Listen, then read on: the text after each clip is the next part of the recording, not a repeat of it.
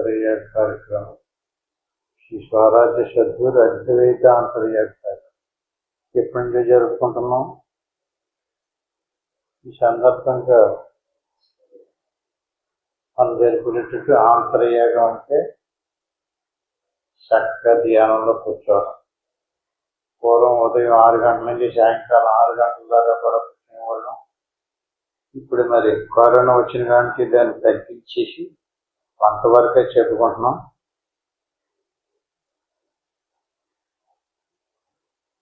ప్రతి సాంప్రదాయం ప్రకారంగా ఒక ఉపనిషత్తులోని ఒక మంత్రాన్ని తీసుకుని ప్రమాణంగా చెప్పుకోవడం జరుగుతుంది. ఈరోజు కూడా ఒక మంత్రాన్ని చెప్పుకొని ఆ తర్వాత ధ్యానంలోకి వెళ్ళిపోతాం.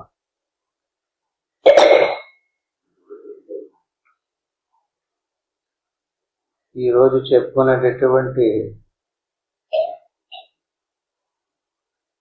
ఒక శ్లోకం, ఒక మంత్రం ఆధ్యాత్మ ఉపనిషత్తులో 25. ఉలూకస్య యదా భాను తందకార ప్రతీయతే స్వప్రకాశో పరానందే తమో మూఢస్య జాయతే. శ్లోకాన్ని వివరణ చేసుకుంటాం. ఉలూకం అంటే గుడ్లగోబ. ఉలూకస్య యదా భానుడు, ఈ గుడ్లగోబకి సూర్యుడు ఎలా ఉంటాడో, సూర్యుడి యొక్క కాంతి కానీ సూర్యుని యొక్క ప్రకాశం కానీ సూర్యుడు కానీ తెలియదు. ఉలూకస్య యదా భాను అంధకార ప్రతీయతే. దానికి ఏం కనపడదంటే చీకటే కనపడుతుంది. చీకట్లో ఉన్నటువంటి వస్తువులనే చూడగలుగుతుంది, అంతేగాని ప్రకాశాన్ని చూడలేదు. ప్రకాశాన్ని చూసే శక్తి దానికి లేదు. సూర్యుని చూసే శక్తి కానీ వెలుగుని చూసేటటువంటి శక్తి కానీ దానికి లేదు. అట్టి మాదిరిగానే స్వప్రకాశో పరానందే. ఇది మనం బాగా గుర్తుపెట్టుకోవాలి. దేవుడు స్వయం ప్రకాశం. దీపం ఉందండి, స్వయం ప్రకాశం. సూర్యుడు స్వయం ప్రకాశం. ఇప్పుడు మనం ఏదైనా గుళ్ళో విగ్రహాన్ని ప్రతిష్ఠించామనుకోండి, దానికి ఆ ప్రకాశం లేదు. ఆ విగ్రహం కనిపించడానికి మళ్ళీ మీరు ఒక దీపారాధన, ఒక దీపం వెలిగించి చూపించాలి. అంటే దానికి స్వయం ప్రకాశం లేదు. దేవుడు ఎలాంటి వాడు? స్వప్రకాశే పరానందే. ఇహము పరము. యువతల పక్కన కనబడేటటువంటి వస్తువు కాదే పర. లోప పక్కన ఉన్నటువంటి వాడు. ఎలాంటి లక్షణాలు ఉంటాయి? ఆనంద స్వరూపం, ప్రకాశము, ఆనందము, పరము, స్వయం ప్రకాశం, స్వప్రకాశే. అటువంటి దేవుణ్ణి మూఢతమో మూఢస్య జాయతే. ఎవడికైతే అజ్ఞానంలో కూరుకుపోయాడో, ఎవడైతే తమో గుణంలో కూరుకుపోయాడో, ఎవడికైతే దేవుడి గురించి తెలియలేదో వాడు ఏం తెలియదు అతనికి? మూఢస్య జాయతే. ఆడు దేవుని చూడటం లేదు, గొడ్లు గోబ చీకటిని చూసినట్టుగా నామరూపాలతో కూడుకున్నటువంటి దృశ్య సముదాయాన్నే చూస్తున్నాడు. తమో మూఢస్య జాయతే. మనం చెప్పుకోవటం లేదు, ఇది ఎవరు చెప్తున్నారు? ఉపనిషత్తు, వేద విజ్ఞానం. వేద శాస్త్రాలలో ఎక్కడ కూడా నామరూపాలతో కూడినటువంటి వస్తువును దేవుడు అనలేదు. మరి మనం ఎందుకు అలా చేస్తున్నాం అసలు? అంటే మనకి ఏం తెలలేదు, శాస్త్రం తెలలేదు, దేవుడు అంటే ఏంటో తెలియదు. ఇహము కాదు, పరము. పరములో ఉన్నటువంటి ఆ స్వయం ప్రకాశమైనటువంటి దేవుణ్ణి కనుక్కున్నారనుకోండి, ఏం నశించదు? తమో గుణం పోతుంది. తమో గుణము, రజోగుణము, సత్వగుణం అని చెప్పేసి 3 గుణాలు. 3 గుణాలతో మనకి మన స్వరూపం ఏదైతుందో మన ఆత్మ పరం, ఆనంద స్వరూపం. అందుకని ప్రతి ఒక్కడికి కూడా ఆనందం కోసమే తహతహలాడుతూ ఉంటాడు. ఆనంద స్వరూపమే తన స్వరూపం. పైగా ఎలాంటిది? స్వయం ప్రకాశమైనటువంటిది ఆత్మ. అన్నిటినీ ప్రకాశింపజేసేది ఆత్మస్వరూపమే. ఇప్పుడు మన శరీరం ఎవరి వల్ల తెలుస్తుంది? లోపల స్వయం ప్రకాశమైనటువంటి ఆత్మ ఉండబట్టే మన శరీరం తెలుస్తుంది, ప్రాణం తెలుస్తుంది, మనసు తెలుస్తుంది, ఇంద్రియాలు తెలుస్తున్నాయి. అన్నిటికీ ప్రకాశింపజేసేటటువంటి వస్తువును వదిలేసి ఆత్మ ప్రకాశంతో ప్రకాశించబడేటటువంటి వస్తువులు దేవుడు అనుకున్నాడంటే వాడు మూఢుడు. వాడికి మోక్షం ఎలా పోతుందండి? మరి మరి మరి మనం అందరం కూడా ఎందుకు అలా చేస్తున్నాం? ఒకసారి కొంచెం ఇంకా అంత లోపల దాకా విచారణ చేద్దాము. బ్రాహ్మణ్యం కులగోత్రేశ నామ సౌందర్య జాతయ. అంటే బ్రాహ్మణ కులము, క్షత్రియ కులము, వైశ్య కులము, శూద్ర కులము, స్త్రీలు పురుషులు, ఇలాగా బ్రాహ్మణ్యం కులగోత్రేశ నామ సౌందర్య జాతయ.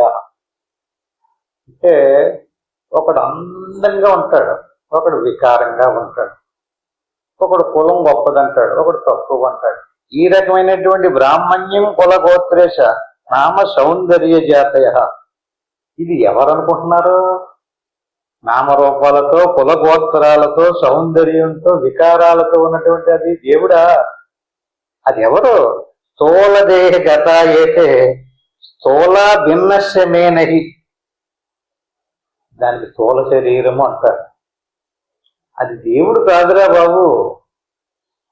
దేవుడికి అలాంటి గుణాలు లేవు, అలాంటి కులాలు లేవు. దేవుడికి కులం లేదు, గోత్రం లేదు. కులగోత్రాలు దేనికి ఉన్నాయి? శరీరానికి ఉన్నాయి. మన శరీరానికి కులగోత్రాలు కల్పించుకుని ఇతను ఏమనుకున్నాడంటే ఇతను స్వరూపం తెలియలేదు. పాపం ఇతను ఎవరో తెలియలేదు. ఇతను ఎవరో ఇతను తెలియకపోవటాన్ని ఏమన్నారు? అజ్ఞానము, మూర్ఖత్వం అన్నారు. ఇతను ఎవరో ఇతను తెలియకపోవడం వల్ల ఇతను ఎవరు అనుకున్నాడో? శరీరం అనుకున్నాడు. ఇప్పుడు శరీరం అనుకున్నాడు కదండి, దేవుని కూడా శరీరమే అనుకుంటాడు. ఈయన పుట్టి చచ్చిపోతున్నాడు కదా, ఆయన కూడా పుట్టి చచ్చిపోతాడనే. ఈయన పెళ్లి చేసిన సంసారం చేస్తున్నాడు కదా, ఆయన పెళ్లి చేసిన సంసారం చేసి ఏంటి కలాపనేటి? ఈ కలాపనంతా, ఈ గుణాలన్నీ, ఈ స్వభావాలన్నీ అన్నీ ఎవరికి పెట్టాడు? దేవుడికి పెట్టేశాడు. అంచేది ఇవన్నీ కూడా తన స్వరూపానికి సంబంధించిన, దేవుడికి సంబంధించినటువంటి లక్షణాలు కాదు. ఇవన్నీ కూడా దేనికి సంబంధించినవి? స్థూలదేహ గత అయితే స్థూల భిన్నస్యమేనహి. దేవుడి స్థూలదేహం కాదు. నువ్వు కూడా స్థూల శరీరానివి కాదు. నీ స్వరూపం ఆత్మ. స్థూల దేహానికి ఏముంటాయి? కొన్ని కొన్ని గుణాలు ఉంటాయి. దేనికి? ప్రాణ చలత్వ ధర్మే కామైర్యా అన్యతాం మనః స్వభావానంద పూర్ణస్య మమ దుఃఖం కదంబరే. ఇంకేంటండి? శరీరంలో ప్రాణం చలస్తూ తద్ధర్మే. చలనం అంటే ఏంటండి? ఫ్యాన్ గిరగిరా తిరుగుతుంది కదా, అట్టి మీద లోపల ప్రాణం ఉంది, అది చెల్లింతుంది.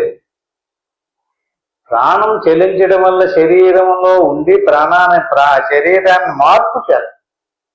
బాల్యము, కౌమారము, యవ్వనము, వార్ధక్యము, ఆ తర్వాత మరణము, ఆ తర్వాత మళ్ళీ జన్మ. ఈ లక్షణాలు దేని వల్ల వస్తున్నాయి మనకి? పుట్టినటువంటిది పుట్టినట్టుగా ఉండకుండా ఎందుకు మారుతుంది? అందులో ఏదో చెలింపజేసేటటువంటిది ఉంది. దానికి లోపల మనస్సు ఉంది. కామే రాహ్యన్యతాం మనః. మనసు ఏం చేస్తుంది? నిత్యము అందరి మీద నేను కొంచెం గొప్పగా ఉండాలి, అందరి మీద నేను ఎక్కువ సుఖంగా ఉండాలి, అందరికంటే నేను ఎక్కువ ధనవంతుడిగా ఉండాలి, అందరికంటే నేను ఎక్కువ కులంలో ఉన్నటువంటి వాడిగా ఉండాలి. ఎలాంటి ఆలోచన చేస్తుంది? అందరికంటే తన కులం గొప్పదన్నట్టు. ఎవడైనా నీ కులం గొప్పది కాదంటే బాధపడిపోతాడు. ఎందుకంటే ఈ రకంగా మనసు ఏం చేస్తుంది? నిరంతరమైన ప్రాణమేమో ఒక లక్షణాలతో కలిగి ఉంది. మనసు నిత్యము రకరకాల గుణాలతో ఈ శరీరాన్ని అందరికంటే గొప్పవాడి కింద భక్తుడైపోయినట్టు, భగవంతుడైపోయినట్టు, లేదా ధనవంతుడైపోయినట్టు దాంట్లో వేసుకుని, యాసాలు వేసుకుని, డ్యాన్సులు కట్టి రకరకాలుగా చూపించేది. ఏది చూపించేది? ఈ శరీరాన్ని ఆడించేది ఎవరు? ప్రాణం ఆడించలేదు. ప్రాణం ఏం చేస్తుంది? ఆకలి దప్పులు కలిగిస్తుంది. ఆకలి దప్పులు కలిగించి జీర్ణం చేస్తుంది. మనసు మాట్లాడేది, పాటలు పాడేది ఎవరు? మనసు. ఎలా మాట్లాడుతుంది? మనసు దేని ద్వారా బయటకు వస్తుందండి? ఇంద్రియాల ద్వారా. ఇంద్రియాలు మూసేశారు అనుకోండి, మనసు బయటికి రావడానికి అవకాశం లేదు. ఎలా కన్నంలో పెట్టి మూసేసినట్టుగా మనసును లోపల మూసేసామనుకోండి, ఇంక బయటికి రాలేదు. బయటికి రాకపోయినప్పటికీ కూడా మనసుకు గుణం ఉందండి. లోపలే గొణుగుతూ ఆలోచన చేసి ప్రపంచాన్ని తయారు చేశారు. దాన్ని సూక్ష్మ ప్రపంచం అంటారు. బయటకు వస్తే స్థూల ప్రపంచం, లోపల సూక్ష్మ ప్రపంచం. బయట స్థూల ప్రపంచంలో ఏమేం చూశాడు, దేవుడిని, దేవతని, అన్ని ఆడి కలాపనే. వీడు చూశాడండి దేవుడు ఇలా ఉన్నాడని. దేవుడు పెళ్లి చేసుకుని సంసారం చేసినట్టుగా వీడు చదివాడు ఎక్కడన్నానే? ఎవరి కలాపన ఎంతనే? కవులు అలా కలాపం చేశారు. అంచేత కామేర్యా శన్యతాం మనః, వీడి కోరికలు అవన్నీ కూడా స్వభావానంద పూర్ణస్య మమ దుఃఖం కథం భవేత్. నీకు దుఃఖం లేదు, నీకు జన్మ లేదు, నీకు కర్మ లేదు. నీ స్వభావం ఎలాంటిది? ఆనందపూర్ణము. పూర్ణస్య ఆనందం అని అనలేదు, సంపూర్ణమైనటువంటి సచ్చిదానంద స్వరూపం.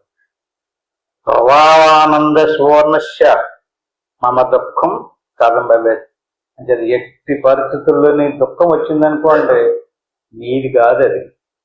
నువ్వు దాని నుంచి ఏర్పడి ఉన్నావు, ఆత్మస్వరూపంగా ఉన్నావు. ఆత్మస్వరూపంగా ఉన్నటువంటి నీ స్వరూపాన్ని నువ్వు తెలుసుకుపోవటం వల్ల దీనికి సంబంధించినటువంటి దేహానికి సంబంధించినవి, ప్రాణానికి సంబంధించినవి, మనసుకు సంబంధించినవి నీ మీద పెట్టేసుకుంటున్నావు. నీ మీద పెట్టేసుకుని పిపాసానంద బాధిర్య కామ క్రోధాదయో బిలహ. ఆకలి దప్పికలు.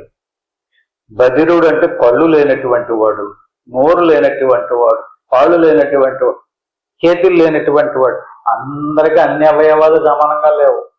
కొంతమంది మన ఎదురుగుండగా చూస్తున్నాం కాదు, చెవులు వినపడలేని వాళ్ళు ఉన్నారు, కానీ కళ్ళు కనపడలేని వాళ్ళు ఉన్నారు, మాట్లాడలేని వాళ్ళు ఉన్నారు. ఇవన్నీ ఏంటి? ఎవరి చేతులు ఉన్నాయి? ఇంద్రియాలు ఎవరి చేతులు ఉన్నాయండి? మానస చేతిలో ఉన్నాయి. ఇంద్రియాలు పనిచేస్తేనే బాహ్య ప్రపంచంలో వచ్చి డ్యాన్సులు కట్టిస్తుంది. వాళ్ళు ఎవరి చేతిలో ఉన్నాయి? మానస చేతిలో ఉంది. చేతులు ఎవరి చేతులు ఉన్నాయి? మనసు చేతిలో ఉంది. వాక్ ఎవరి చేతిలో ఉంది? మనసు చేతిలో ఉంది. అటువంటి మానసిక విషయం తెలియకపోతేనో ఏం చూపించదండి ప్రపంచానికి? ఏం తెలియబోతుందండి? మనసుకి సత్యం తెలియలేదు. సచ్చిదానంద స్వరూపమైనటువంటి తనలో ఉన్నటువంటి దేవాది దేవుడిని మనసుకి తెలుసుకోలేదు. మనసు తెలుసుకోక ఏది మనసు అనుకుంది? శరీరాన్నే నేను అనుకుంది. ఇప్పుడు ఆ శరీరాన్ని ఊరందరికీ చూపెడుతుంది. ఆ శరీరం గొప్పగా చూపించాలి, అందరూ కూడా గొప్పగా పొగడాలి, కీర్తించాలి. ఈ రకంగా ఏ ఏ లక్షణాలు అయితే ఉన్నాయి ఇవన్నీ కూడా పిపాసానంద బాధిర్య క్రామ క్రోధాదియోకిలాహ. కోపం పొగడకపోతే, అలాగే క్రోధం, కామం అంటే కోరికలు, ఇలాగ ఎన్నెన్నో గుణాలతోటి మనసు ఉంది. ఆ ఇంద్రియాలన్నిటిని ఉపయోగించుకుంటుంది. లింగదేహగత అయితే లింగస్య న విద్యతే. మనం దేన్ని శరీరాన్ని కాదు అనసవలసింది, లొంగ తీసుకోవలసింది, స్వాధీనపరచుకోవలసింది, తెలియపరచవలసింది మనసునే. దానికి లింగదేహం అని పేరు. బయటికి కనిపించేటటువంటి శరీరం స్థూల దేహం, లోపల ఉన్నటువంటి ఆ మనసుకి సూక్ష్మ శరీరం అని, లింగ శరీరం అని కూడా అంటుంటారు. అంచేత మన నిరంతరము కూడా ఇది స్థూల శరీరానికి సంబంధించినటువంటి లక్షణాలు, ఇవి ప్రాణానికి సంబంధించినటువంటి లక్షణాలు, ఇవి మనసుకి సంబంధించినటువంటి లక్షణాలు. ఈ రకమైనటివన్నీ కూడా మనం తెలుసుకోవాలి. ఇప్పుడు ఏదైనా సరే వచ్చిందనుకోండి, బాధో భయమో, అది దేనికి సంబంధించిందో తెలియాలి. అలా తెలిస్తే జ్ఞానం ఉన్నట్టు.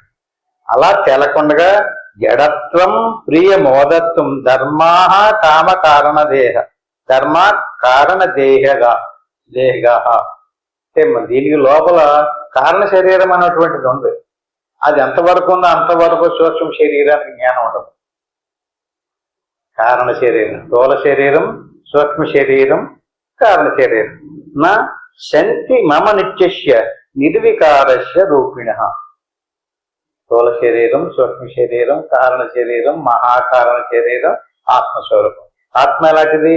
నశంతి మమ నిత్యస్య, ఎప్పుడూ ఉంటుంది. ఇప్పుడు ఈ శరీరాలు ఉన్నాయి కదండి, ఎప్పుడు ఉండవు. స్థూల శరీరం ఉంది కదా, ఎప్పుడు ఉంటుంది?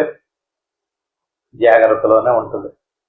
స్వప్నంలో ఉండదు, సుషుప్తిలో ఉండదు, తుర్యంలో ఉండదు, తుర్యాతీతంలో ఉండదు, మూర్ఛలో ఉండదు, మరణంలో ఉండదు. ఏంటి ఇన్నాటిల్లో ఉండదా? కేవలం జాగ్రత్తలో మాత్రమే ఉంటుంది. ఇన్ని అవస్థల్లో లేనటువంటి శరీరం, జాగ్రత్తలో ఉన్నటువంటి శరీరమే నేను అనుకుంటే ఎలా కుదురుతుంది? విచారణ చెయ్యవా? తెలుగును ఉపయోగించవా? ఏదో ఒక అవస్థలో కనిపించే శరీరమే నువ్వా? ఆ శరీరం ఎలాగైతే ఉందో నువ్వు చూసుకుంటున్నావో దేవుడు అలాగే ఉన్నాడంటావా? దీన్ని ఏమంటారు? జడత్వం అంటారు. జడం అంటే ఏంటండి? రాయ, బొమ్మ, ఒక కట్టె. దాన్న నీ స్వరూపం ఎలాంటిది? ప్రియము మోదత్వంతో కూడుకున్నటువంటి ఆనంద స్వరూపం. అలాంటి దాన్ని జడంగా చేసేసావు. జడాన్ని దేవుడు అంటున్నావు, చైతన్యం దేవుడు. అందుచేత వివరణ చేసుకో, విడదీసి తీసుకో. స్థూల శరీరం ఇది. కొన్ని సూక్ష్మ శరీరాన్ని చూద్దాం. సూక్ష్మ శరీరం ఎలాంటిదండి? సూక్ష్మ శరీరం ఎప్పుడు కనపడుతుంది? స్వప్నంలో కనపడుతుంది. చూడండి, మెలకులోకి వచ్చేటప్పటికి స్వప్నావస్థ లేదు. కొన్ని సుషుప్తులు ఉందా, కొన్ని నిద్రలో ఉందా, తుర్యులో ఉందా, తుర్యాతీతంలో ఉందా? అదే అవస్థలో కనపడుతుంది, స్వప్నావస్థలో కనపడుతుంది.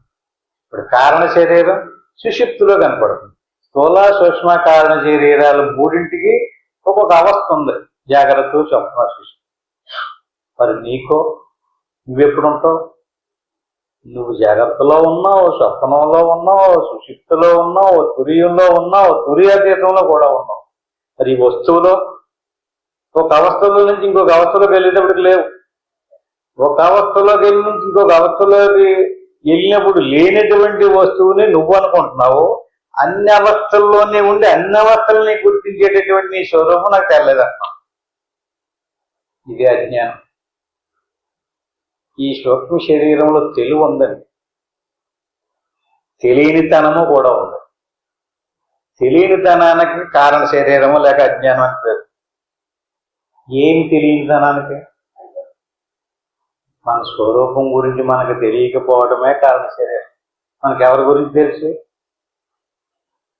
ప్రపంచంలో ఉన్నటువంటి ఇంద్రియాదుల ద్వారా తెలుసుకున్నటువంటి వస్తువులన్నీ తెలుసు. ఆలు ఎలా ఉంటాడో, గేదె ఎలా ఉంటాడో, మనిషి ఎలా ఉంటాడో, పశువు ఎలా ఉంటాడో, స్త్రీలు పురుషులు అన్ని తెలుస్తున్నాయి కదండి. తెలియలేదంటారేటండి? తెలివి లేదంటారేటండి? తెలివి లేదా? ఏం తెలుస్తున్నాయి? జడము తెలుస్తుంది, దృశ్యం తెలుస్తుంది, వస్తువు పోతూ నిత్య సత్యము కానటువంటి వస్తువు తెలుస్తుంది. అది ఉండదు. ఒకవేళ వచ్చిందంటున్నావు కదా, వచ్చింది కదా, ఆ రావడాన్ని ఏమంటారు? ఉందది ఉందండి. పుట్టే అస్థి ఎలా ఉంది? ఎప్పుడు దాకా ఉంటుంది? అలాగే ఉంటుందా? జాయతే, పుట్టిన కాడి నుంచి ఉంది, పుట్టన ముందు లేదు. జాయతే పుట్టింది, వర్ధతే పుట్టింది పుట్టినట్టుగా లేదు, పెరుగుతుంది. వివరణమతే పరిణామం చెందుతుంది. అపక్షీయతే మళ్ళీ క్షీణితం, తగ్గిపోతుంది, చిక్కిపోతుంది. ఆ తర్వాత వినశ్యతి. ఏదైతే ఉందో దీనికి సత్భావ వికారాలతో కూడుకున్నటువంటి వస్తువు దేవుడు కాదు. బాగా గుర్తుపెట్టుకోండి. నీ శరీరం ఎలా దేవుడు కాదో, నీ ఆత్మస్వరూపమే దేవుడు. నీ శరీరం ఎలా దేవుడు కాదు, ఎవరి శరీరమో దేవుడు కాదు. ఇంకా దాని అందరికంటే కొంచెం అందంగా ఉంటే దేవుడు అనొస్తావా? అందరికంటే బాగా పెద్ద పెద్ద పెద్ద మోపులు మోసేస్తాడు అనుకోండి, దేవుడు అనొస్తావా? ఎవరినన్నా కొంచెం బలవంతం చూసి ఇటు సింహంరా అన్నాడు అనుకోండి, అది సింహమా? అంటే సింహం లాంటి అదంటే భాష అంతే. అంత మీద ఏదో పొలంలో గొప్పోడైనంత మాత్రం చేత ధనంలో గొప్పోడైనంత దేవుడు అనేస్తారా? ఎవరిని దేవుడు అనాలి? చక్షుర్దృష్టితో నిరోధే భై సూర్యో నాస్తి మన్యతే. సూర్యుడిని మేఘం కప్పేసింది అనుకోండి, చక్షు అంటే కన్ను, దృష్టి నిరోధ భై దేనిని నిరోధించింది? మేఘం. మన కంటి చూపుకి సూర్యుడు కనిపించకుండా నిరోధించింది. అంత మాత్రం సూర్యో నాస్తి మన్యతే. ఎలాగా? ఆ దేవుణ్ణి ఆవహించినటువంటి ఆకారం ఏదైతే ఉందో అదే మేఘం. దేవుడు ఉన్నాడండి, ఆ స్వయం ప్రకాశమైనటువంటి వాడు, నిత్య సత్యశ్యం నిర్వికారస్య రూపిణ. అది నిర్వికారమైనటువంటి నిత్య సత్యమైనటువంటి పరిణామం చెందదు, రావడమో పోవడం ఉండదు. మేఘం వచ్చింది పోతుంది, సత్యం కాదు. ఏది మేఘం సత్యం కాదు, వచ్చింది కదా, ఉంది కదా.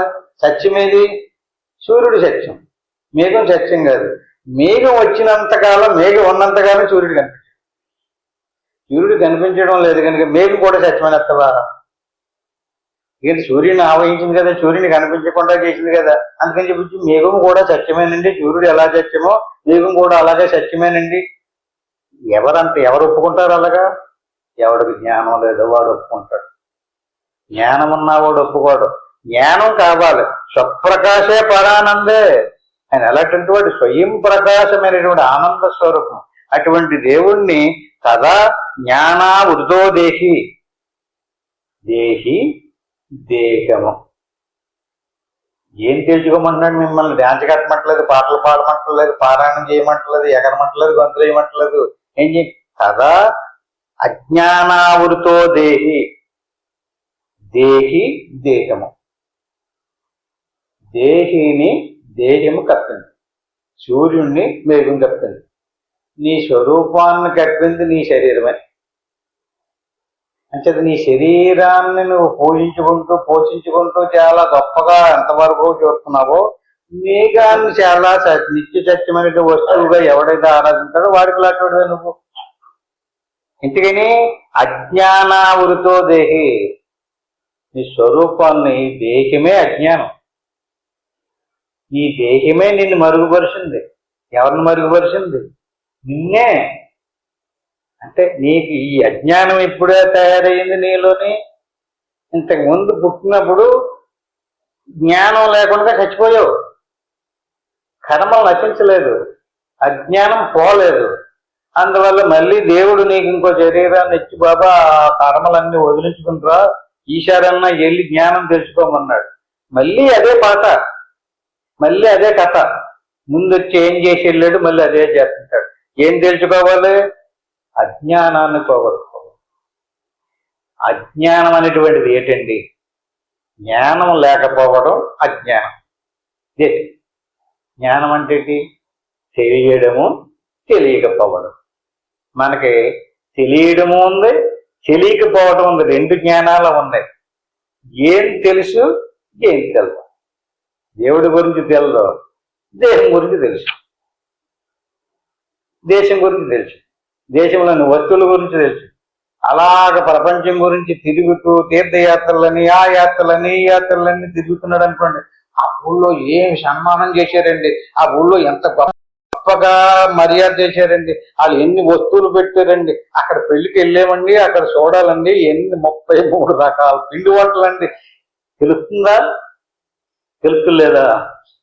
ఎవరికి తెలుస్తుంది? నీకే. ఎలా తెలుస్తుంది? అమెరికాలో వాళ్ళు ఎలాగుంటారు, రష్యాలో వాళ్ళు ఎలాగుంటారు, ఇవన్నీ తెలుస్తున్నాయి కదా. తెలివేనా? ఇలా బాహ్యంగా తెలుసుకుని కొద్ది బాహ్య జ్ఞానం పెరుగుతుంది కదా. ఏ జ్ఞానం తెలుసుకోలేదు? ఆత్మజ్ఞానం తెలుసుకోలేదు. ఈ బాహ్య జ్ఞానమే ఆత్మజ్ఞానాన్ని మరుగుపరుస్తుంది. అంటే ఇప్పుడు ఈ జ్ఞానాన్ని తిప్పాలి. మన జ్ఞానాన్ని ఇటేపుకి తిరిగితే మన, ఎందుకంటే మన కన్నుందా, ఎటేపుకి చూస్తే అదే అటేపుదే కనపడుతుంది కదా. వెనకాల ఏముందో చెప్పండి, వెనకాల ఎవరు వస్తున్నారో చెప్పండి, ఎందుకు చెప్పలేరు? అట్టి మాదిరిగా మనం తెలివిని ఎటేపుకి పెడతామో అటేపుదే తెలుస్తుంది. లోపల ఉన్నవాడు ఎలా తెలుస్తాడు? దేహి దేహముని, దేహము దేహిని కట్టింది. దేహి అంటే దేహము కాదు, అతను దేహము చేత మరుగుపరచబడ్డవాడు. వాడిని కనిపెట్టాలి. ఎలా కనిపెట్టాలండి? చూపు తిప్పాలి, నీ తెలివిని తిప్పాలి. నీ చూపుని తిప్పినట్లయితే ఇటేపుకి చూడటం మొదలుపెట్టి అలవాటు అయిపోయింది. అదే అలవాటులో కర్మలు చేసాం, వాటికి ఒక ఫలం ఏర్పడింది. ఆ కర్మ ఫలాలు అనిపించడానికి వెళ్ళాం, మళ్ళీ వచ్చాం, మళ్ళీ వెళ్తాం, మళ్ళీ వస్తావు. ఏం పోయింది? మళ్ళీ వస్తావు, వెళ్తావు. ఈ సృష్టి అలా సాగుతూనే ఉంటది. అలా ఎవడైతే ఆలోచించి నిలబడి, ఏంటి దేవుడు అసలు, దేవుడు పుడతాడా? దేవుడు పెళ్లి చేసుకుంటాడా? ఆయన పిల్లల దెబ్బలాట్ల. దేవుడు అంటే ఏంటండి? నిత్య సత్యమైనటువంటి జ్ఞానానంద స్వరూపము. సత్యం జ్ఞానం అనంతం ఆనందో బ్రహ్మ. ఈడి కలాపనంతా దేవుడికి బానిసాడు. దేవుడికి వనమేసి దేవుడికి బెడ్డి చేసి ఆ రకరకాల గ్రంథాలు రాసేసి వాటికి సంబంధించినటువంటి మంత్రాలు గట్రా తయారు చేసి వాటికి ఒక స్వరము, దానికి ఒక మంత్రము, దానికి ఒక వినియోగము ఇలా చేసేసారు. ఇలా చేస్తే ఏమైపోయింది? యథామృతం విషాదిన్నం విష దోషై నలిప్యతే. నీకు జ్ఞానం తెలియాలి. అమృతము విషాన్ని కూడా చంపేస్తుంది. ఎలాగా? విషం ఉందండి, ఎలాంటి వాడినైనా సరే చంపేస్తుంది విషం తీసుకున్నావు కదా.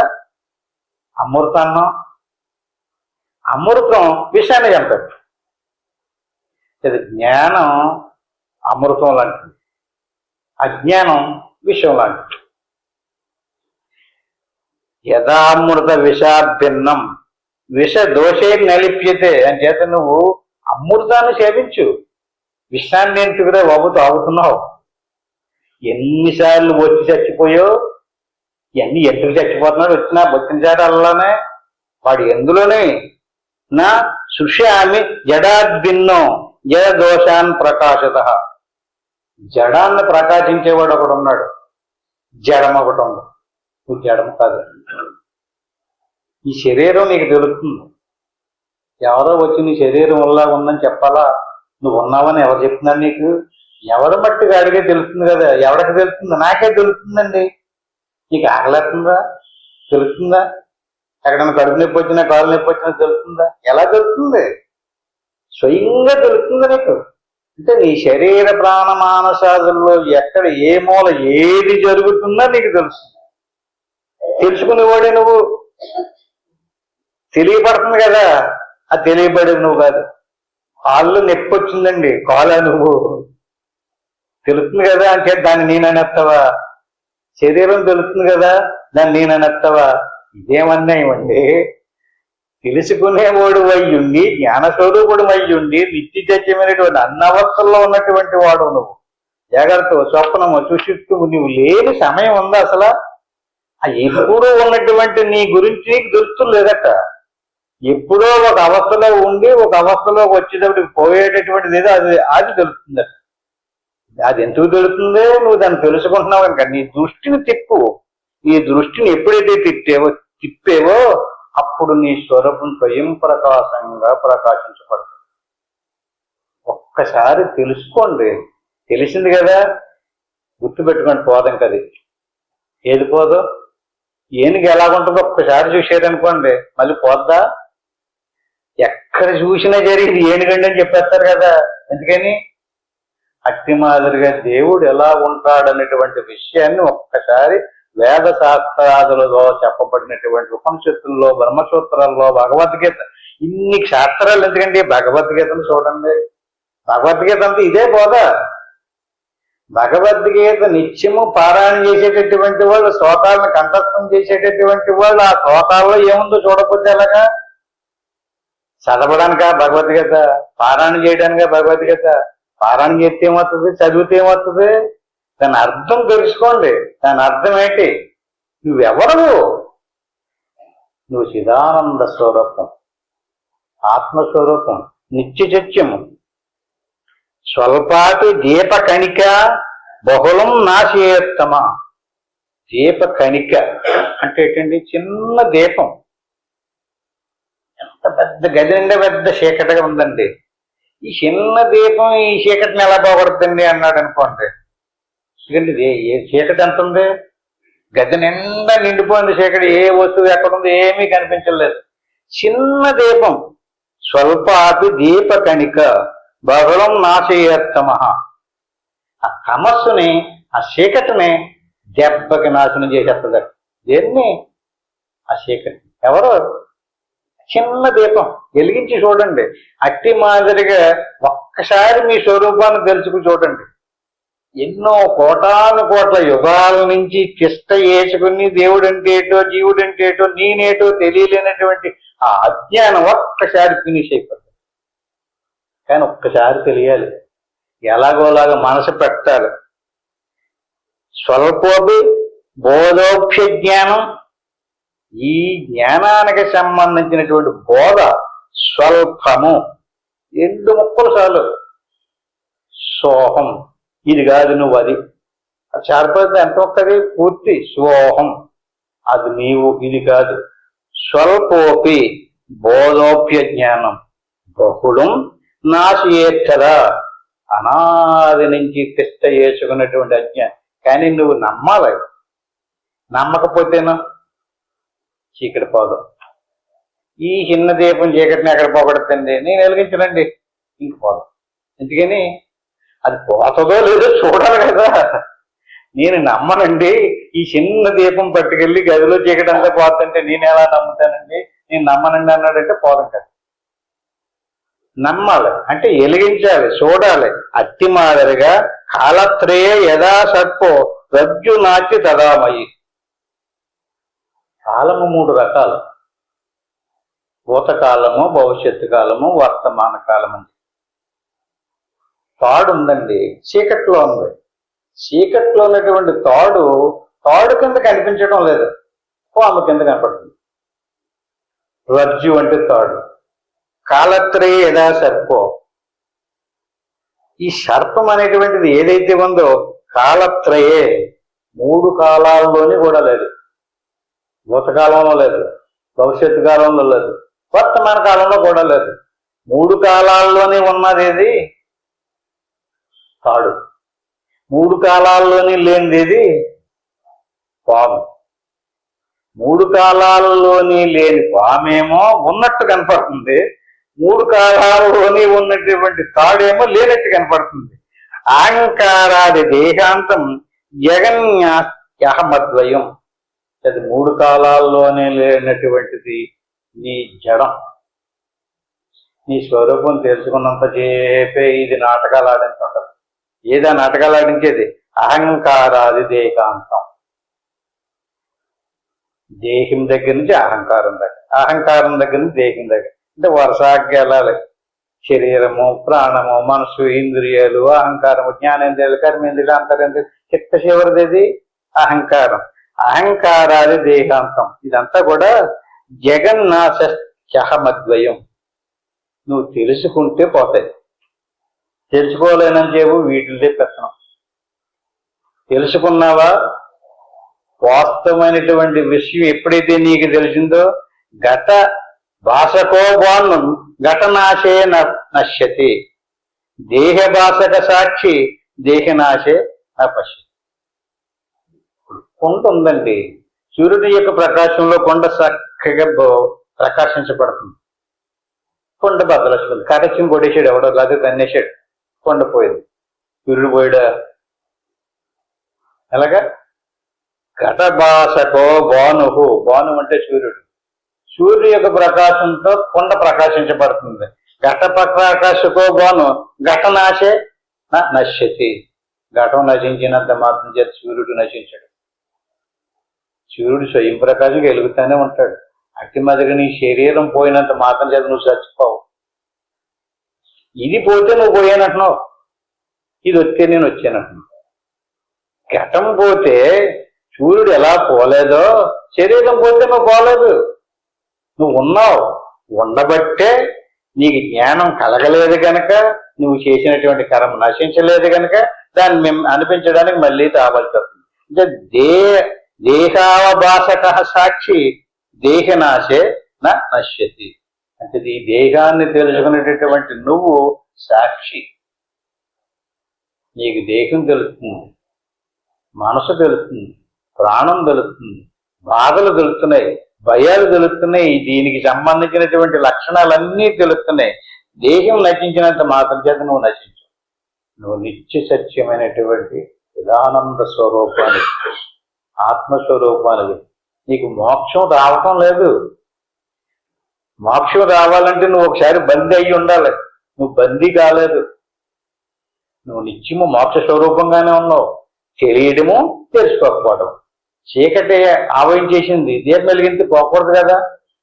అట్టి మాదిరిగా నీకు తెలుసుకుంటే మోక్షం ఎలాగొస్తుంది? లేకపోతే పోతేనే పోలేదు. ఎప్పుడు అలాగే ఉంది. అంచేత నువ్వు అజ్ఞానంలో పడుకో.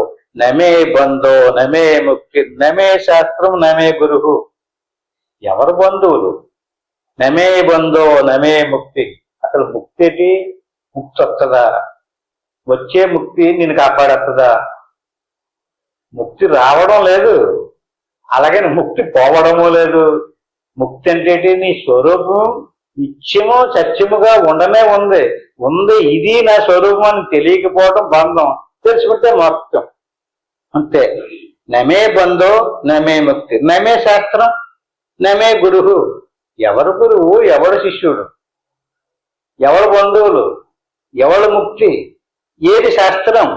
మాయా మాత్ర విలాసత్వం నాయాతీతోహ అద్వయం.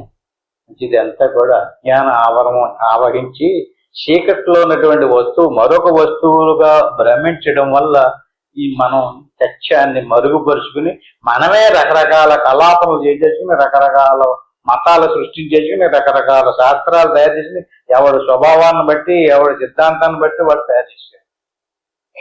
అంచేది ముందు ఏం తెలియాలి నీకు? సత్యం తెలియాలి. సత్యాన్ని తెలియకుండా ఎవడో ఏదో చెప్తున్నాడని చెప్పి తండలుకున్నాడు కూడా పోతే ఆడు అజ్ఞానాన్ని బలపరుస్తున్నాడు. ఆడిని వీళ్ళందరూ బలపరుస్తారు. అజ్ఞానాన్ని బలపరిచే చోట్లోకి వెళ్ళకూడదు. తెలిసిన తర్వాత, తెలియకుండా వెళ్ళాడంటే అది వేరే సంగతి. తెలిసిన తర్వాత ఆలోచించండి, విచారణ చెయ్యండి. పుట్టి చనిపోయేటటువంటి వాడు దేవుడా? పుట్టింది చనిపోయింది ఎవరతను? అసలు పుట్టడం ఎందుకు వచ్చింది? చనిపోవడం ఎందుకు వచ్చింది? కర్మ ఫలాన్ని అనుభవించట. ఆత్మ పుట్టుక లేదు, చావు లేదు, కాలత్రయాబాధ్యమైనటువంటిది, నిరాకారమైనటువంటిది, నిత్య సత్యమైనటువంటి ఆనంద స్వరూపం నీ స్వరూపం. అంటే నీ స్వరూపాన్ని తెలుసుకో. ఏది నీ స్వరూపమో అటువంటిదే ఈశ్వరుడులో ఉన్నటువంటి స్వరూపం పరమాత్మ. నీ స్వరూపం ప్రత్యేగాత్మ. ప్రత్యేగాత్మకి పరమాత్మకి భేదం లేదు. రెండింటి వస్తువుల యొక్క సమీక్షతే బ్రహ్మము. అంచేది నువ్వెవరు? బ్రహ్మానివి. అహం బ్రహ్మస్మి తత్వమసి. అది ఇది ఒకటే. అది వేరండి, అది గొప్పదండి, నేను తక్కువ అన్నట్టు ఉపాధిని చూసి చెప్తున్నాను ఆ మాట. అలా ఉపాధి చూసినట్లేదు లోకంలో అందరూ కొంతమంది గొప్ప గొప్పలు కూడా ఉంటారు కదా. ఉపాధి పరంగా కాదు, ఉపాధి రహితమైన స్వరూపాన్ని చెప్తుంది శాస్త్రం. ఉపాధిని తీసేస్తే మోక్షం, ఉపాధిని పట్టుకుంటే బంధం. అంతే. ఉపాధిని తీసేయండి. ఉపాధిని తీసేసి ఆత్మాన మంజుష వేద్మి ఖ్యాప్య జ్ఞానం పలాయుధం తత్వత్వమదిమే నష్టం కర్తమి వేవాభినకిచ్చు. నేను ఆత్మను తెలుసుకున్నాను, నాకు ఆత్మస్వరూపం అంటే ఏంటో తెలిసింది. అంతే, మిగతాదంతా పలాయనం అయిపోతుంది. అది ఎంతవరకు ఉంటుంది? తెలుసుకునేదాకానే ఉంటుంది. తెలుసుకున్నారు కదా, ఇంక దాని పటాటాపం మీ మీద పనిచేయదు. ఈ రకంగా మనం నిరంతరము దేనిని విచారణ చెయ్యాలి? ఆత్మజ్ఞానాన్ని, పరమాత్మ జ్ఞానాన్ని, ఆత్మ ధ్యానాన్ని. ఇప్పుడు ఇంత చెప్పుకున్నాం. మీరు చెప్పింది నాకు సరిగ్గా అర్థం అవ్వలేదండి. నాకు నేనే దేవుడు అంటారు ఏంటంటే ఏ భావంలో ఉన్నాడు అతను? దేహ భావంలో ఉన్నాడు కనుక దేహ భావంలోంచి కొన్ని యుక్తుల ద్వారా, కొన్ని ప్రమాణాల ద్వారా, కొన్ని శ్లోకాల ద్వారా అతను ఆత్మభావంలోకి మళ్ళించారు. ఆత్మభావంలోకి మళ్ళించి ఆత్మ ధ్యానం చేయించారు. ఇప్పుడు ఎలా చేయాలి? ఇప్పుడు మనం అదే రోజు చెప్పుకుంటున్నాం. ఏమని? ఇలా చక్కగా కూర్చుని గురుర్ బ్రహ్మ గురుర్ విష్ణు గురుదేవ మహేశ్వర గురువు సాక్షాత్తు పరబ్రహ్మ తస్మై శ్రీ గురువేన. దీని గురు మంత్రం అంటారు. దీన్ని ఒకసారి అనుకుని ఓం నమ శివాయ. దీన్ని పంచాక్షరి మంత్రం అంటారు. దీన్ని 3 సార్లు అనుకుని ఆ పైన ఏమీ అనుకోకుండా వస్తూ పోతూ ఉండేటటువంటి శ్వాసను గమనిస్తూ ఏం చెయ్యాలి? శ్వాసను గమనిస్తున్నామండి. శ్వాస ఏదేదో పూర్వ అలవాటు ప్రకారంగా తీసుకొచ్చి పెడుతుంటది. ఆ తీసుకొచ్చేటటువంటి శ్వాసను తీసుకురానివ్వకుండా నిరోధించాలి. పూర్తిగా శ్వాస నశించే తప్ప లోపల ఉన్నటువంటి స్వరూపం ఏంటి అనేది మనకు తెలియబడదు. శ్వాస మనసు ఆగిపోవాలి. శ్వాస మనసు ఆగితే ఆనంద స్వరూపం. అది ఆనందమే ఆత్మ. అది ఎక్కడో లేదు. శ్వాస మనసు ఉన్నంతసేపు కనిపించదు. మరి లోకంలో ఉన్నటువంటి చాలా మంది గొప్ప గొప్ప కొన్ని మాయలు మంత్రాలు చేస్తుంటారు కదా. ప్రకృతి స్వభావాన్ని అనుసరించి చేస్తుంటారు. స్వయం ప్రకాశమైనటువంటి ఆత్మస్వరూపాన్ని తెలుసుకుంటే జనన మరణాల నుంచి తప్పించి మోక్షాన్ని పొందుతాడు. అని చేత మీరందరూ కూడా ఈ రకంగా గురుమంత్ర పంచాయతీ మంత్రానంతరం సోహం భావంలో చక్కగా శ్వాసను గమనిస్తూ నేను ఓంకారాన్ని చెప్పేదాకా ప్రశాంతంగా కూర్చొని చూస్తూ ఉండండి. ఓం తత్సత్.